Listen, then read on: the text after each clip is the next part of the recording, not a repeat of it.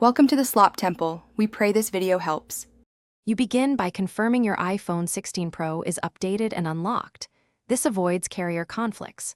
Once done, keep your physical Nano SIM and the eSIM activation QR or codes at hand because you will need them next. Open Settings, tap Cellular and choose Add Cellular Plan to start.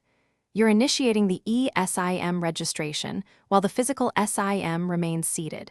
This lets the phone manage two lines. Make sure to follow carrier prompts exactly as they appear. Once the eSIM is scanned or its code entered, wait for the carrier confirmation. This completes the electronic provisioning. Next, label each line in cellular settings so you know which is primary versus secondary. Labels reduce confusion when selecting for calls or data. Then set your default line for voice and cellular data independently, and make sure iMessage and FaceTime use the correct number.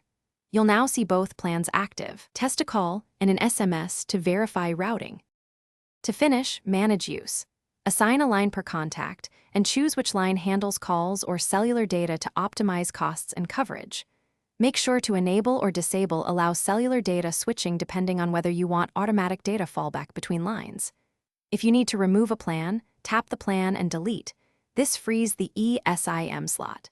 If activation fails, reboot the phone, rescan the eSIM QR, and then contact your carrier if problems persist. This single troubleshooting step usually resolves provisioning errors. Thanks for watching. Consider subscribing if we helped you.